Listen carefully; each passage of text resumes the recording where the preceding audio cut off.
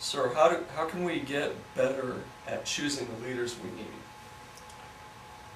We have got to really develop our understanding of people much more than we have. It's interesting to think that if we look historically, how much advance we've made in technology, in being able to go into space, and being able to create all kinds of new technology.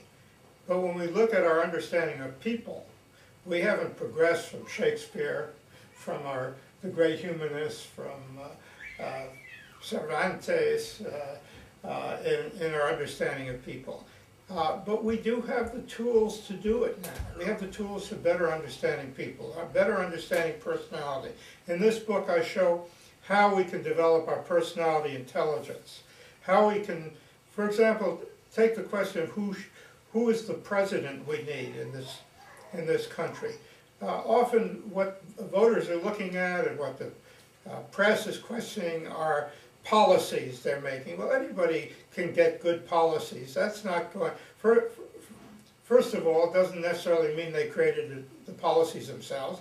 And second of all, it's not even certain they're able to implement those policies. And after all, Congress has to vote on them. When we look at some of our great presidents, it was nobody predicted the policies they were going to do. People thought Franklin Roosevelt was a lightweight.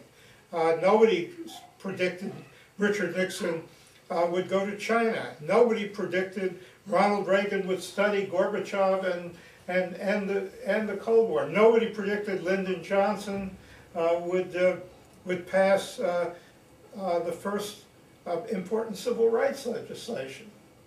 And on the other hand, we've had some very humanistic presidents with good policies, like Jimmy Carter and Woodrow Wilson, who were complete failures in getting their policies through.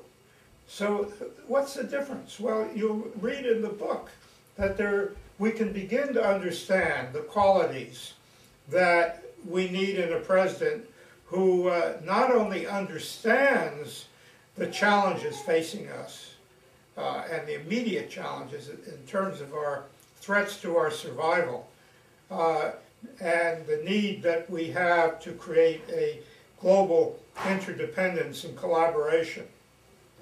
But also, the president we need is the kind of person who can bring people along, who can get people to follow, who can persuade, who can bring people together. And that's the kind of personality we need to be looking for. Can you think of examples throughout history of leaders that you have just described that could be ideal presidential candidates today?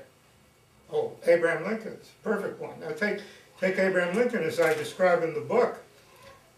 When Lincoln had to define his position on slavery and on the question of the Union, he spent 6 months studying deeply everything that the Founding Fathers had written about slavery.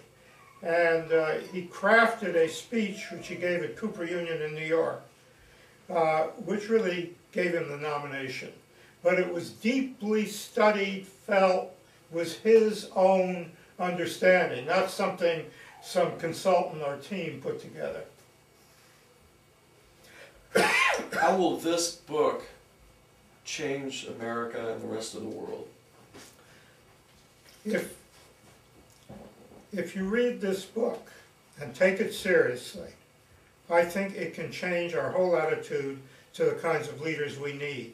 And it may, A, help us in choosing the right kind of leaders, and B, help to educate would-be leaders to understand what they need to do to create collaborators. Let me say that there are many books on leadership. This is a book not just on leadership, but also on followership.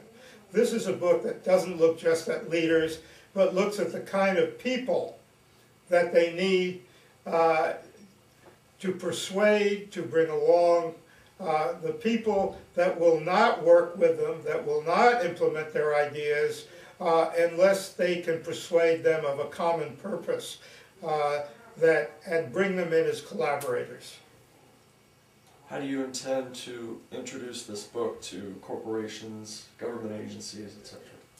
Well, I mean, I've been invited, so far, just beginning, I've been invited by the Treasury Department executives to talk about the book. I'll be speaking Brookings Institution program on leadership of people throughout government.